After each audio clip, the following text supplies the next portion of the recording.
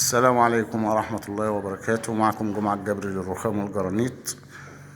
إن شاء الله ده مطبخ مكون من الرخام والجرانيت من الخامة أحمر أمون وجلالة منيا.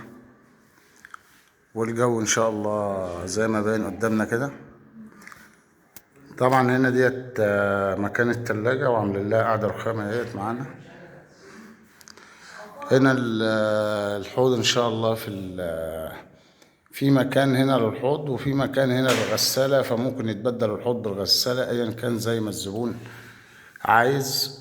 فطبعا هو عنده مكان بره تاني للغسالة، فقال جات او ما جاتش مش هتفرق معايا، المهم احط الحوض في المكان اللي انا عايزه.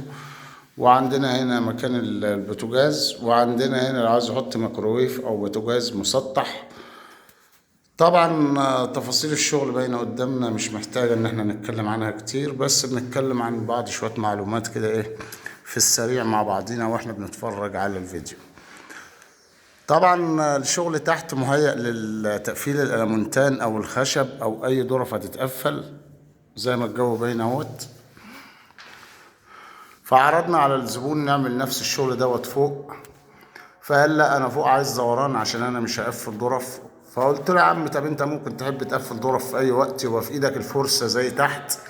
قال لي لا انا عارف امكانيات نفسي، وانا بصراحه الشغل دوت الدورانات والكلام دوت بيعجبني، وانا عايز نفس الشغل دوت. فدي حاجه والله مش في ايدي، الزبون هو اللي بيختار وهو اللي عايز الكلام دوت. انا ما عليا الا بخدمه الشغل والخامه والصنعه والاهتمام بالشغل، وايا كان هو الشغل اللي هو عايزه ومصر عليه، فانا بعمل كل اللي عليا لو انا شايف اراء مختلفة، وهو في الاخر بيعوز اللي هو بيختار اللي هو عايزه. فبصراحة برضه يعني هو الجو مش وحش، في الدوران شغال والدنيا تمام التمام، ولا يكلف الله نفسا الا وسعها، لان اغلبية الناس دلوقتي هو مش هيقدر يقوم برخام ويقوم بألمونتان مع بعض، فبيحاول يلم الدنيا عشان الدنيا تمشي، والتفاصيل باينة والجو زي ما احنا شايفين، والاهتمام في الشغل مش محتاج ان احنا نتكلم عليه. وهنخش برضو نركز في التفاصيل كده مع بعضينا شوية. عندي هنا اللحام بتاع المراية ما شاء الله، يعني الكلام باين واضح على الطبيعة اهوت. نلف عليها لفة على السريع كده مع بعضينا.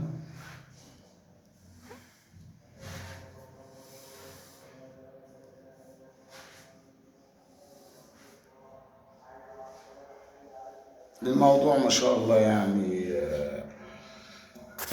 اللي هو برضو يعني ما شاء الله الداير كله حاجة زي الفل، حاجة بصراحة جميلة جدا اهيت. نفس الكلام.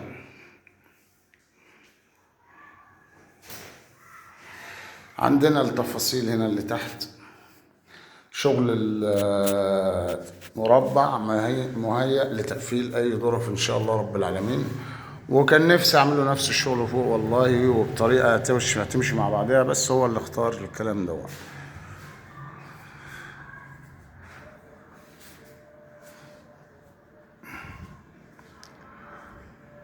والسلام عليكم ورحمة الله وبركاته.